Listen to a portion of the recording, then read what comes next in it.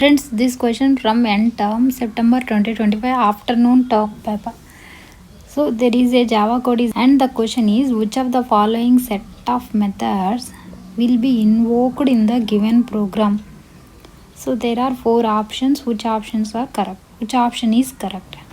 So from the Java code there is a class named X, right? So there is a class X. So this is a class X and the name of the class is X and it has three methods. Public, void, all are public methods and there are three methods represented with alphabet small c, d and e. So each method has a print statement, method c from class X. Okay, so there are three methods or functions. So the class X has three methods. C is a method, D is a method and E is a method. Okay, class X is the base class or parent class. Parent class is defined, class Y extends the X. So there is a class Y,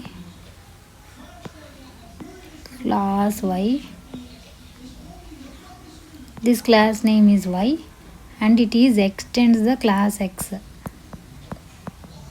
What is this meaning? Extends means it can use all these variables defined inside this class X and methods, right? It can use, that is child classes can use the methods and instance variables. Methods and instance variables in the class X. So the class Y has extends X and it has two methods. D is a method or function defined inside the class Y. F is also a method. So here D is in base class and D is overriding here. Overriding. What is overriding? We will see next. The class is class Z extends the Y. So in the same way, there is class Z, that is Z, class Z extends the Y. This is also extends. That means the class can use all the variables, instance variables and functions defined inside the Y and X also, right? X also, class Y and X also. So there are three classes, right? Three classes. So what are the methods described in the program? Void C, void F. That is the methods. C is defined inside Z and F is inside Z. Okay, this F and C are override, right? So C is defined in the base class, F is defined in the subclass. A base class for Y and Z, right? So Y and Z are subclasses or derived class or child classes, and Y is the parent for the class G is the child class for Y.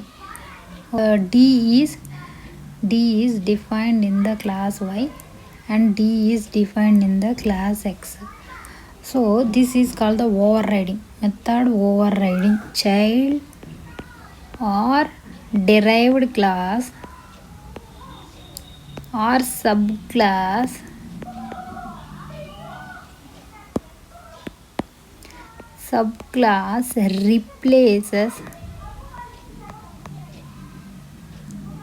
replaces the parent class or base class methods.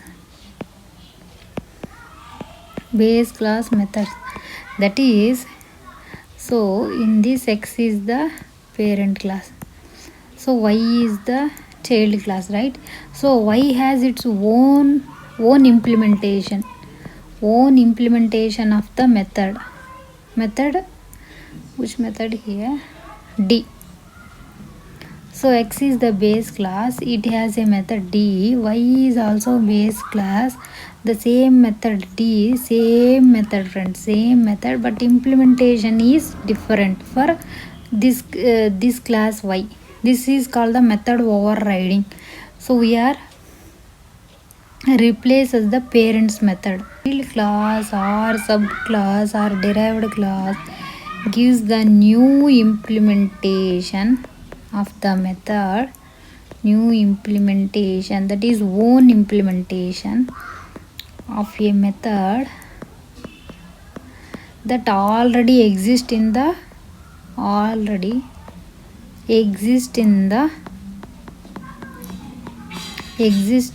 parent class, that is base class, parent class.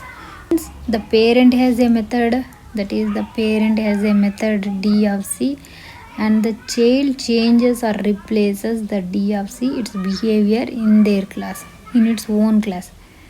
That is called the method overriding. Method overriding friends. And this question is related to dynamic method dispatch. So in Java, this concept is implemented using the dynamic method dispatch, that means polymorphism.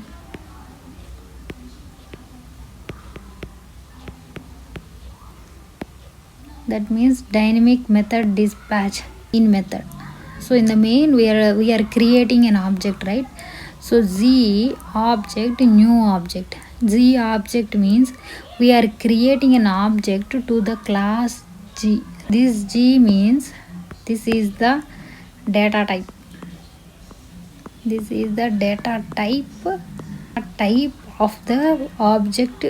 This object data type, that is it is of type G, So we are creating an object. This is the variable, that is reference variable. So this object is reference variable. We are creating an object of data type G, data type of class Z, that is we are creating a data type for this class G. This class G, data type of class G. Compiler tells to the compiler that the variable object is any reference object of class G, that is the reference object of the class G. To the compiler, during the compilation, the compiler understood that the object created which is reference to the class C. Okay. Here the object is called the reference variable, and what is this reference variable? It stores the address of the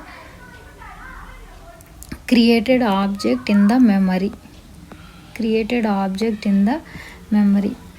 So the object is, you can use any variable, a also, small g also, anyone.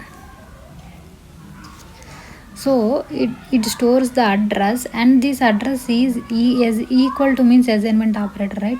So it assigns the memory location of the newly created object. New means newly created object. This is a constructor, right? Constructor. So it allocates the memory, stores the address, right? Object stores the address. This address is to assigns to the memory location by a newly created object. G is a constructor call. So from this line, no, these are all are not needed, but only you have to identify this object is created for the data type of reference class G only. Okay, that is enough. Volume, it calls the method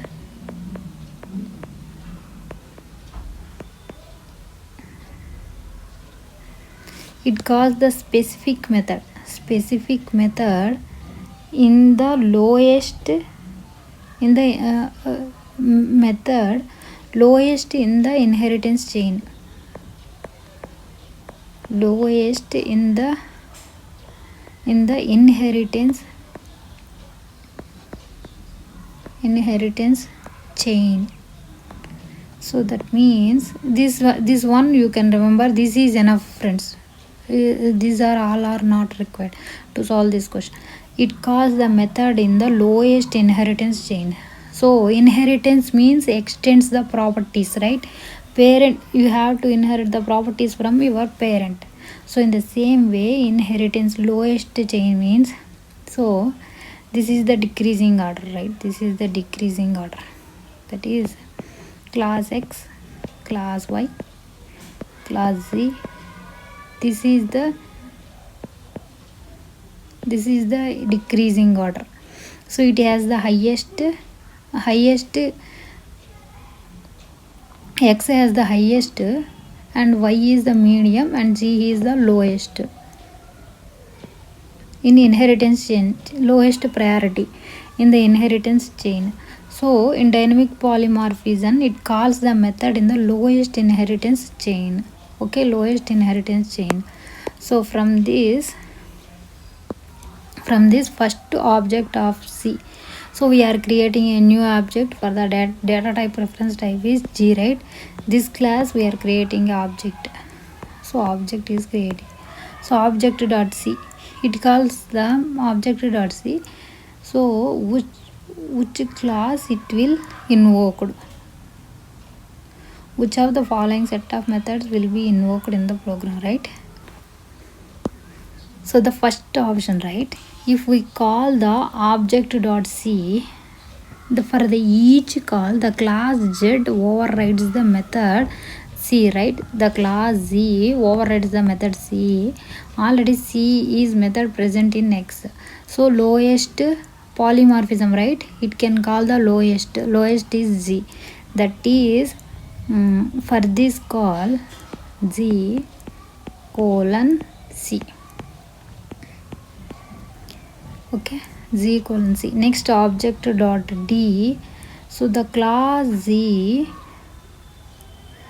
so D if we are calling, but we are creating the reference type of class Z, right? G.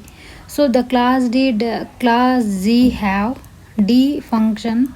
No, right? It does not have D function.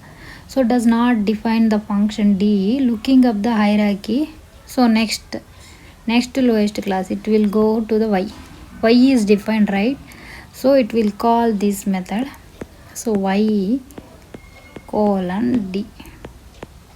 Lowest order we are going like this from down to up. Okay, Y colon D.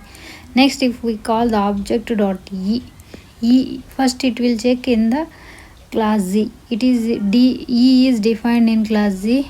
No, right? Doesn't have. E is defined in class Y? No, right? So it is defined in X. So it will go to the X, class X. So X function E, method E, call the object dot E calls the method in the class X, base class or parent class. So it doesn't have, the method does not defined in class Y and Z, so it go to the parent class. Look for the parent class. Next, object dot F is defined in Z, right? So this is also override method. These two are override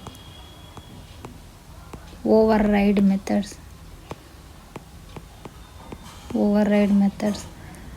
So Java invokes Z calls F. So these are the answers, friends. So now we will check one by one. So first, for the first option, X calls C. This one wrong, right? X calls E. So this option is incorrect. Next, for second option, X calls C. This one correct. X call D. This one wrong. And X calls C. This is all are wrong. So next option C, Z calls C, right? Y calls D. This one correct. X calls E and Z calls F. This is the answer, friends. So this is the answer. So this is the incorrect. So in this type of questions, only you have to remember this. You can draw like this. It is easy. So friends, thank you for watching. If you like my videos. Please like and subscribe my channel.